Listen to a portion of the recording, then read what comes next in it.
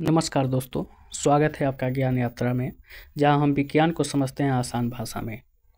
आज हम जानेंगे रासायनिक अभिक्रिया के लक्षण यानी केमिकल रिएक्शन के इंडिकेटर्स। तो चलिए हम लोग स्टार्ट करते हैं। रासायनिक अभिक्रियाओं के कुछ संकेत के बारे में हम लोग समझेंगे, जो ये दिखाते हैं कि वहाँ पर रासायनिक अभिक्रिया हुई है। तो चलिए एक एक करके हम लोग जानते हैं। 4 मुख्य लक्षण हम लोग जानेंगे। नंबर 1 पे आएगा रंग परिवर्तन, नंबर 2 पे आएगा ताप परिवर्तन, नंबर 3 पे आएगा गैस उत्सर्जन, नंबर 4 पे आएगा अवक्षेप निर्माण। तो एक एक करके हम लोग समझेंगे, एक एक करके हम लोग समझते हैं। पहला इंडिकेटर्स जो है वो है रंग परिवर्तन। इसको हम लोग एग्जाम्पल के मदद से समझेंगे।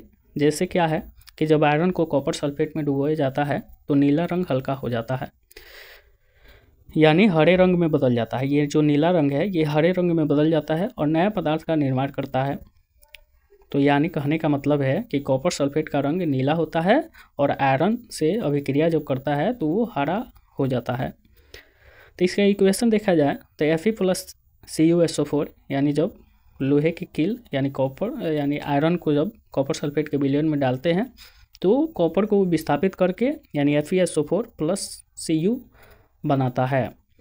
तो ये था रंग परिवर्तन में, यानी यहाँ पे कॉपर सल्फेट के विलयन का रंग नीला था और फेरस सल्फेट के विलयन का रंग हरा हो गया। तो यहाँ पे रंग परिवर्तन हुआ, जिसके थ्रू हम लोग कह सकते हैं कि वहाँ पे रासायनिक अभिक्रिया हुआ है। सेकेंड नंबर बात आता है तो ताप परिवर्तन।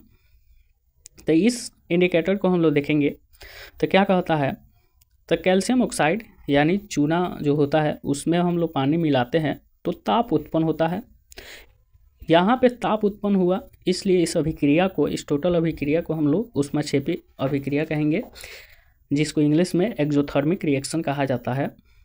ठीक है, तो आपको ये पता चल गया कि जब चूने में हम लोग पानी डालते हैं तो बर्तन गर्म हो जाती है और भाप निकलने लगती है और ऊष्मा निकलने लगता है। इसका इक्वेशन क्या है, कैल्शियम ऑक्साइड प्लस जल गिव्स CaOH का होल ट्वाइस प्लस हीट। ठीक है, ये आपका ताप परिवर्तन था। अब देखिए थर्ड नंबर इंडिकेटर की बात किया जाए, गैस उत्सर्जन यानी गैस का निकलना। तो गैस का निकलना इसको हम लोग समझते हैं। तो जब जिंक पर HCl अम्ल डाला जाता है तो हाइड्रोजन गैस निकलती है। तो ये जो हाइड्रोजन गैस होता है, ये जो उड़ने वाला वो बैलून होता है उसमें ही इसका यूज होता है। जैसे आप लोग देखे होइएगा कि उड़ने वाला जो बैलून होता है उसमें कौन सा गैस भरा जाता है, हाइड्रोजन गैस भरा जाता है, इसलिए वो उड़ता है। नॉर्मल बैलून जो होता है वो नहीं उड़ता है लोग, लेकिन जिसमें हाइड्रोजन गैस भर दिया जाता है वो उड़ने लगता है, क्योंकि हाइड्रोजन गैस जो होता है वो हल्का होता है। अब देखिए यहाँ पे इसका इक्वेशन हम लोग देखते हैं। तो Zn+HCl जो मिलता है तो ZnCl2+H2 गैस का निर्माण करता है।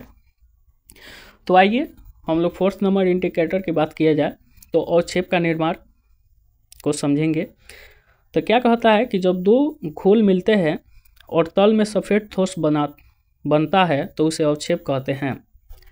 जैसे BaCl2+Na2SO4 गिव्स BaSO4, वो जाके तलहट्टी में बैठ जाएगा प्लस NaCl, यानी कोई भी अभिक्रिया होगा उस अभिक्रिया में अगर तलहट्टी में कुछ जाके बैठ जाता है तो उसको हम लोग क्या कहेंगे, अवक्षेप का निर्माण। जैसे ऐसे समझिए फट जाना, जैसे दूध फट जाता है तो क्या होता है, पानी अलग हो जाता है और जो ठोस भाग होता है, दूध जो होता है वो अलग हो जाता है।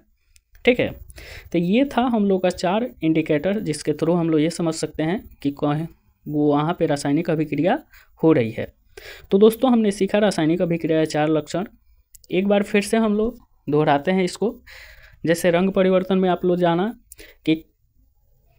कि कॉपर सल्फेट के विलयन का नीला रंग फेरस सल्फेट जब बनाया तो हरा हो गया। उसके बाद ताप परिवर्तन में आप जाना कि जब क्या हुआ, चूने में पानी को अगर मिलाया जाता है तो वहाँ पे ताप उत्पन्न होता है। गैस में आप लोग जाने कि HCl अम्ल और जिंक मिलता है तो H2 गैस यानी हाइड्रोजन गैस निकलता है। और अवक्षेप में आप लोग जाने कि BaSO4 जो होता है वो तलहट्टी में जाके बैठ जाता है। तो ये था आपका, समझिए कि रासायनिक अभिक्रिया का अभिलक्षण। तो हम लोगों ने ये सब पढ़ लिया। अब आपका एक होमवर्क बनता है जो आपको कमेंट बॉक्स में लिखना है। होमवर्क क्या है कि जब दूध फटता है तो कौन सा लक्षण दिखाता है, आपको कमेंट बॉक्स में लिखना है और इसका आंसर आपको खुद से ही सोचना है। ठीक है, तो चलिए यहीं पे इस वीडियो को ख़त्म किया जाए। वीडियो अगर अच्छा लगे तो लाइक करें, शेयर करें और सब्सक्राइब करना ना भूलें। अगले वीडियो में मिलते हैं। Thank you so much. अगले वीडियो में हम लोग पढ़ेंगे रासायनिक समीकरण के बारे में। चलिए तब